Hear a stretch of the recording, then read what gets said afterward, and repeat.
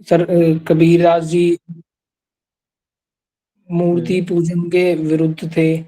मतलब वो कहते थे, मतलब ना वो हिंदू थे ना मुसलमान थे, मतलब वो धर्म के वो करते थे कि मतलब जो रूढ़िवादियाँ चली आ रही हैं या फिर जो भी गलत धारणाएँ हैं उनके विरुद्ध वो बोलते थे, कटाक्ष करते थे।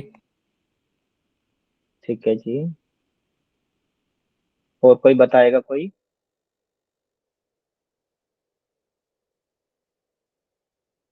आपने जो भी पढ़ा है, जो भी थोड़ा बहुत आप जानते हैं, बताइए।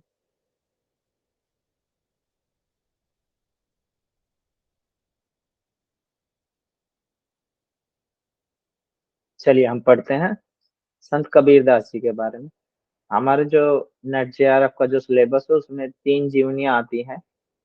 जो भक्तिकालीन कवि हुए हैं उनकी 3 जीवनियां आती है, जैसे संत कबीरदास जी की, और संत सूरदास, महाकवि सूरदास जी की, और गोस्वामी तुलसीदास जी की। इनके बारे में हमने पढ़ना है।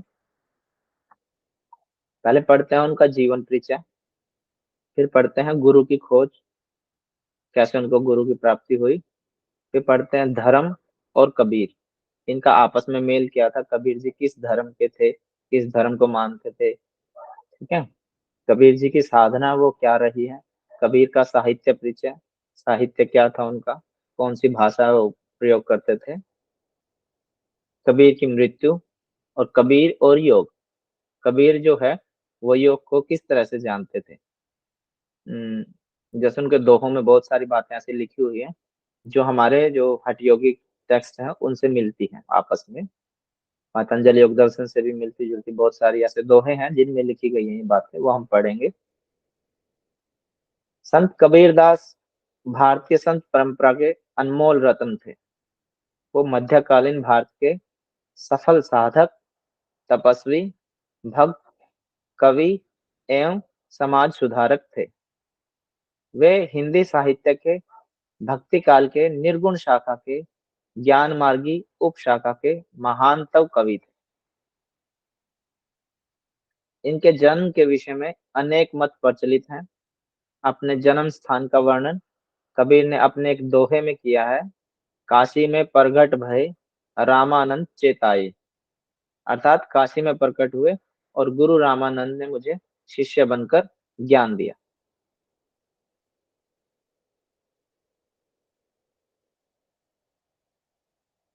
गुरु रामानंद ने मुझे शिष्य बनाकर ज्ञान दिया, ये रामानंद जी जो है इनके गुरु थे। कबीर साहेब का जन्म कब हुआ ये ठीक ठीक से ज्ञात नहीं है, मतलब इनके बारे में बहुत सारी मतांतर है, धारणाएं हैं। जैसे आपने महर्षि पतंजलि जी के जीवन के बारे में पढ़ा था, तो एग्जैक्ट तो उनका नहीं है, पर मोटे तौर पर यह है कि उनका जन्म 14वीं से 15वीं शताब्दी के बीच में काशी में हुआ था। ठीक है, काशी कंफर्म है, काशी में हुआ था, लेकिन फिक्स वो डेट नहीं है, तो आप 14वीं से 15वीं शताब्दी है ये याद रखें। एक मान्यता के अनुसार उनका अन अंतरण हुआ था सन 1938 ईस्वी में, और ज्येष्ठ मास की पूर्णिमा को ब्रह्म मुहूर्त के समय लहर तारा तालाब में कमल पर हुआ था। मतलब लोगों की धारणा जो है, मानना जो लोगों का वो ये है कि वो पैदा नहीं हुए थे, वो प्रकट हुए। ठीक है। ये जो अवतरण लिखा है इसका मतलब यही है कि वो कमल का जो ज्येष्ठ मास की पूर्णिमा को ब्रह्म मुहूर्त में समय लहर तारा तालाब में कमल पर उनका जन्म प्रकट हुए थे, लोगों का मानना ऐसा है।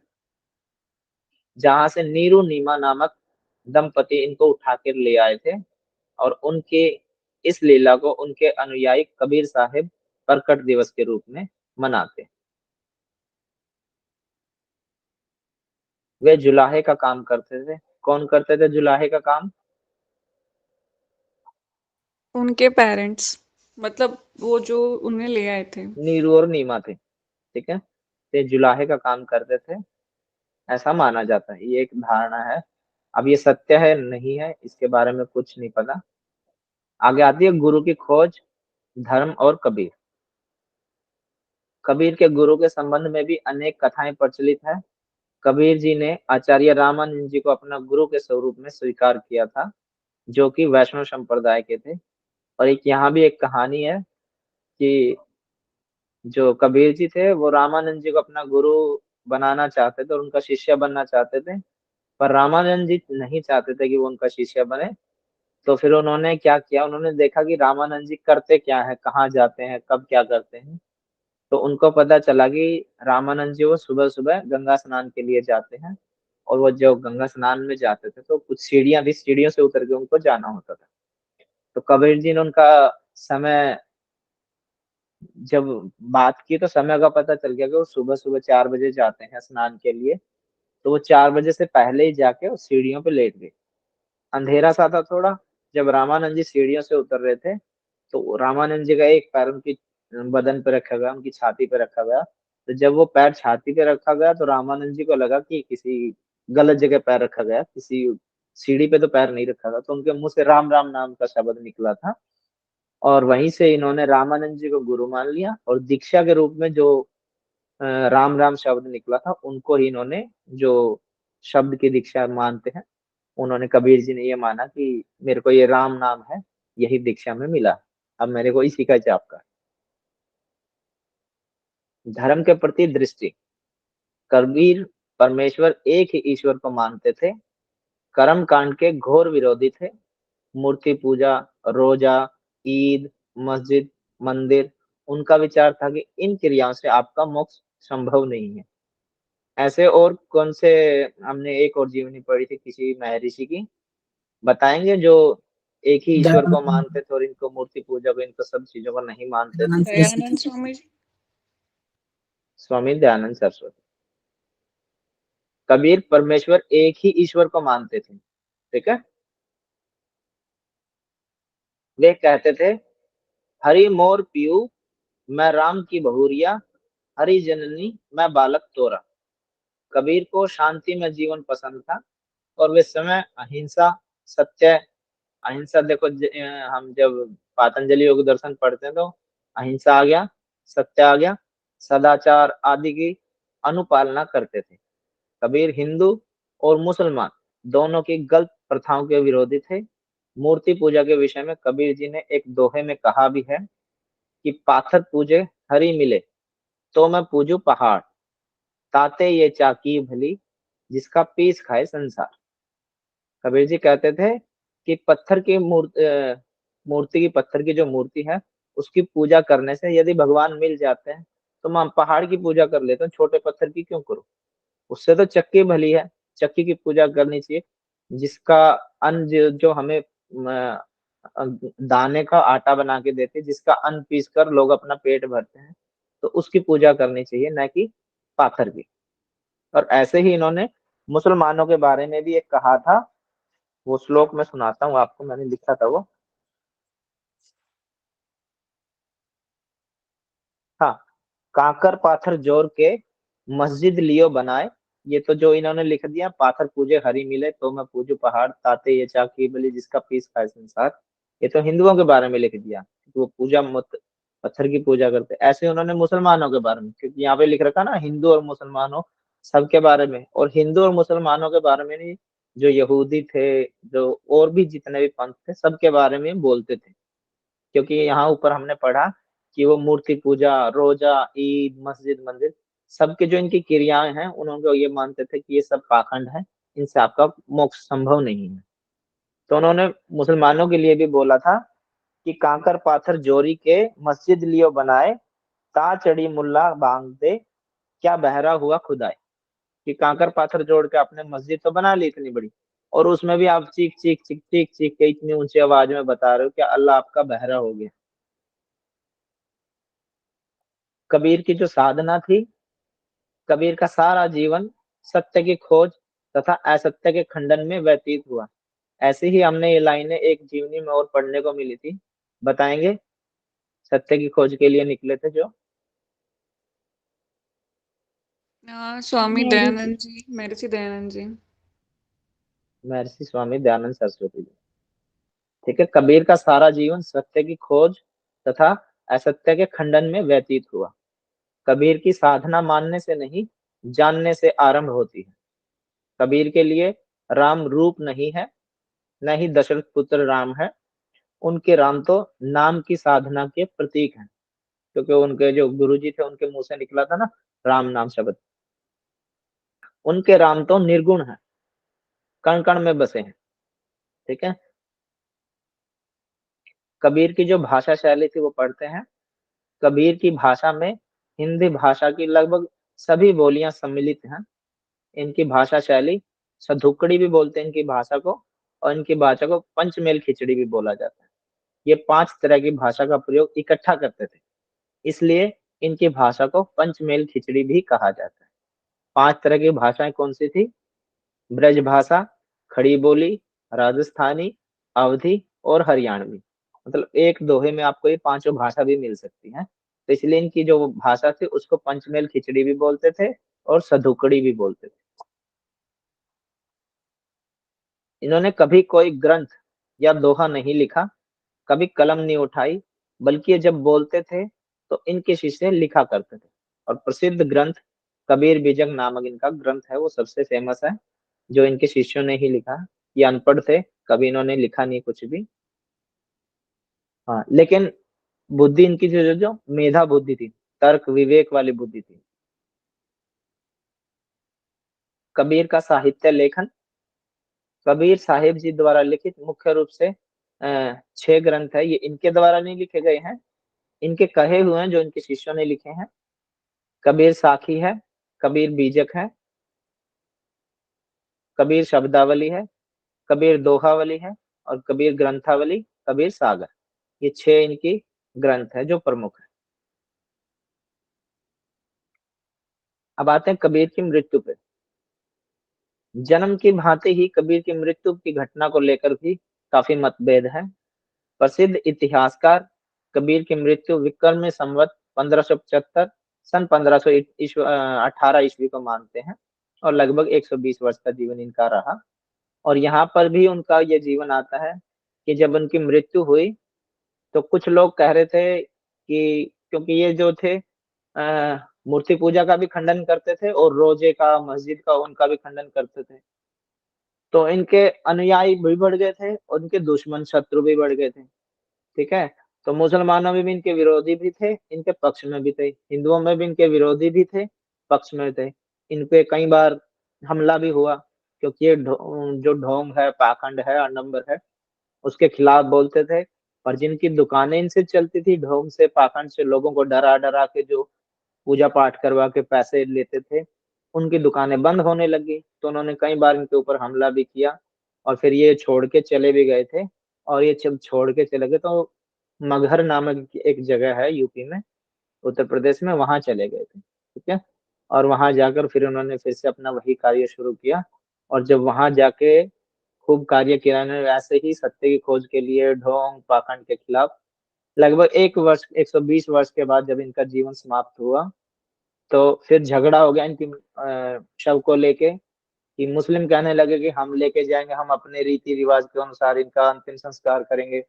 हिंदू जो थे वो कहने लगे हम अपने रीति रिवाज के अनुसार इनका अंतिम संस्कार करेंगे। तो ऐसे पाखंड चलता, काफी झगड़ा सा चलता रहा। तो इनका जब वो शव के ऊपर जो एक चादर से ओढ़ा के रखते हैं, जब उस चादर को उठाया तो देखा वहां पे कुछ फूल ही थे बस।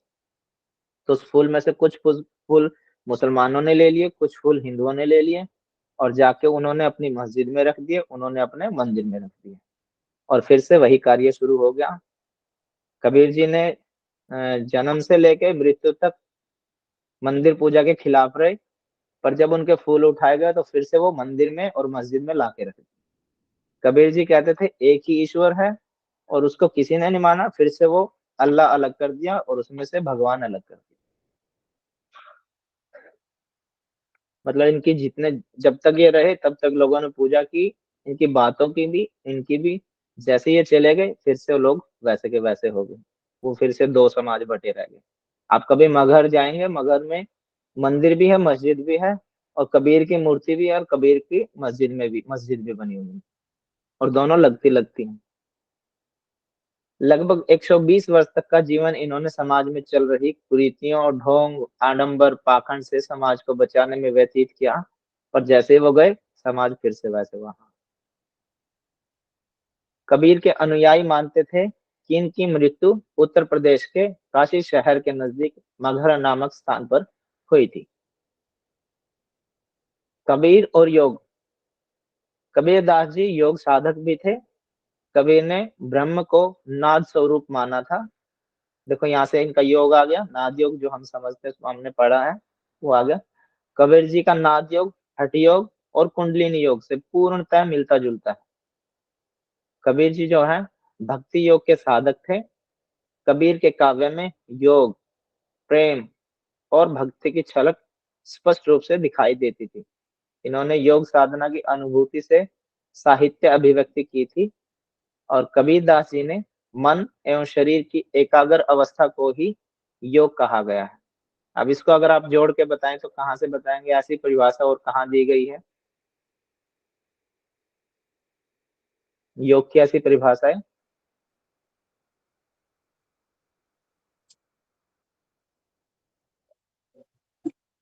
सर हठ योग में है शायद। सर हठ योग पे है नादानुसंधान, हठ योग में नादानुसंधान है।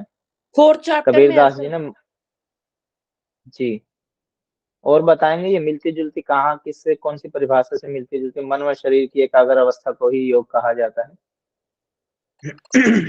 पतंजलि सर, महर्षि दयानंद। ठीक है जी। कबीर जी के कुछ प्रसिद्ध दोहे हैं। जाति न पूछो साधु की, पूछ लीजिए ज्ञान, मोल करो तलवार का, पड़ी रहने दो म्यान। ठीक है, जो साधु होता है, अगर आपसे कोई साधु मिले तो साधु से कभी उसकी जाति नहीं पूछनी चाहिए, बल्कि उसके पास जो ज्ञान है, क्योंकि बताते हैं ना हर साधु का एक अतीत होता है। तो आप साधु से उसकी जाति क्यों पूछ रहे हैं? आप उससे ज्ञान पूछिए। और मोल करना तो तलवार का करो ना, मयान का क्या है? मयान को तो पड़ी रहने दो। ठीक है। परमात्मा कबीर जी हिंदुओं में फैले जातिवाद पर कटाक्ष करते हुए कहते थे कि किसी व्यक्ति से, किसी साधु से उसकी जाति नहीं पूछनी चाहिए। यहाँ साधु दिया वर्ड है, पर समाज में अगर हम आम जनमानस में, अपने परिवार में, अपने मोहल्ले में बात करें, तो व्यक्ति से उसकी जाति नहीं पूछनी चाहिए, बल्कि उससे ज्ञान की बातें करनी चाहिए। क्योंकि असली मोल तो तलवार का होता है, म्यान का थोड़ी होता है। माला फेरत जग भया, फिरा न मन का फेर, कर का मन का डार दे, मन मन का मन का फेर। कबीर जी अपने उपरोक्त वाणी के माध्यम से उन लोगों पर कटाक्ष कर रहे हैं जो लंबे समय तक हाथ में माला तो घुमाते हैं, पर उनके मन का भाव कभी नहीं बदला, उनके मन की हलचल कभी शांत ही नहीं हुई। कबीर जी ऐसे व्यक्तियों को कहते हैं कि हाथ में इस माला को फेरना छोड़कर मन को सांसारिक आडंबरों से हटाकर भक्ति में लगाओ, एकाग्र करो, बाहर की वृत्तियों से हटाओ, चित्त की वृत्तियों से जो है उनका निरोध करो। यहाँ ये योग छलकता है।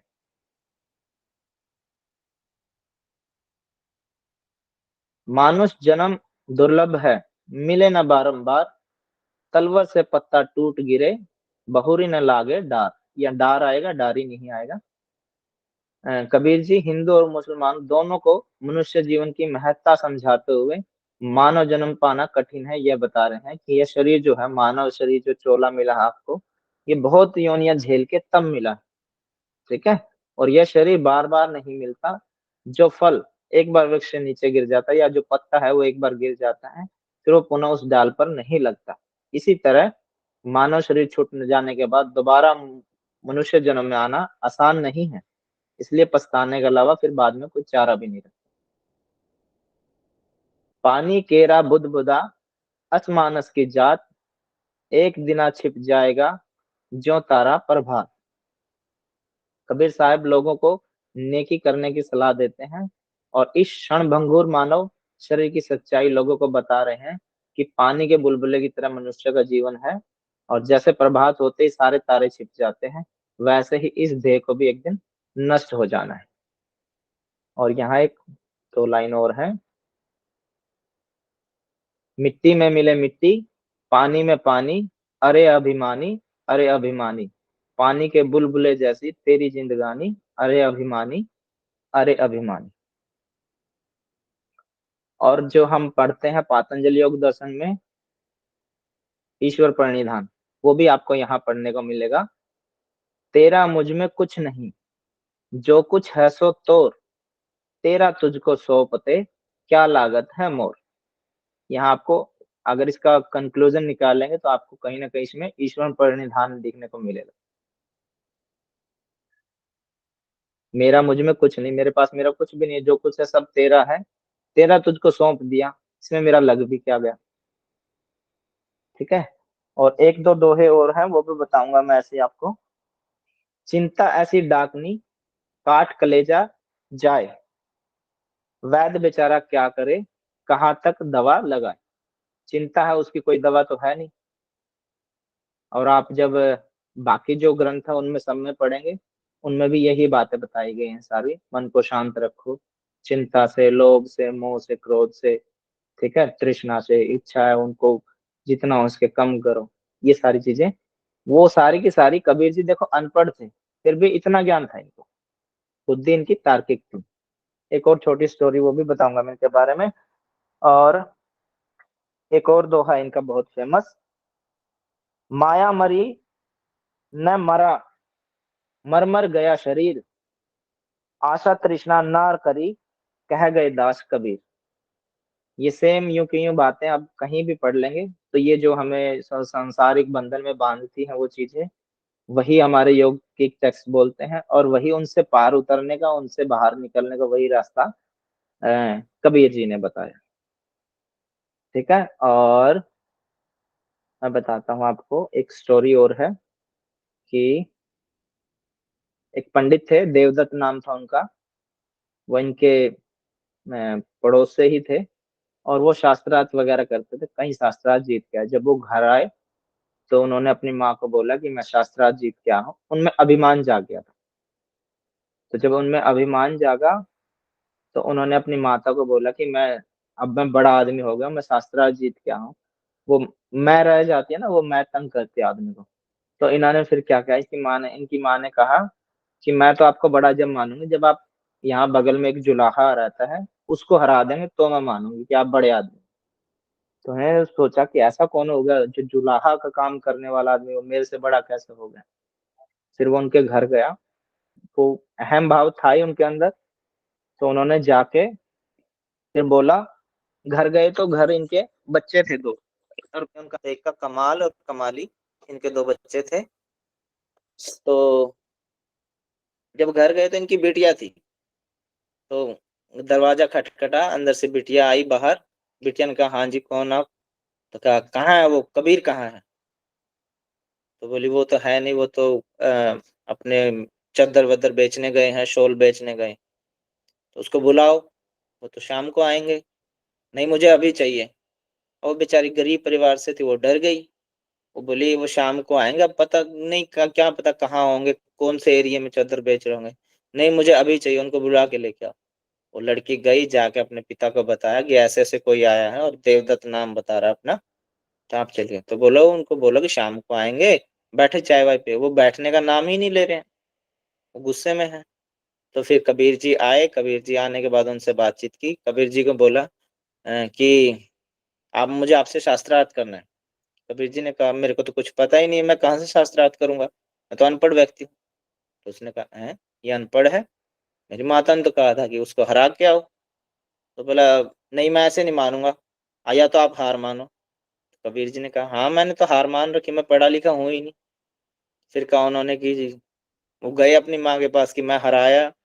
माँ बोली, ऐसे नहीं मानूंगी, लिखवा के लेके आओ। फिर वो वापस गए, कबीर जी को बोले कि आपने हार मान ली? हाँ जी मान ली। तो लिख के दो।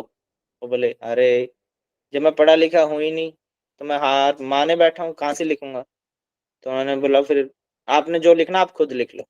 तो उन्होंने लिखा कि कबीर ने देवदत्त से हार मानी, या देवदत्त के आगे शास्त्रार्थ में कबीर ने हार मानी, ऐसे उन्होंने लिख दिया। और नीचे उनका अंगूठा लगवा।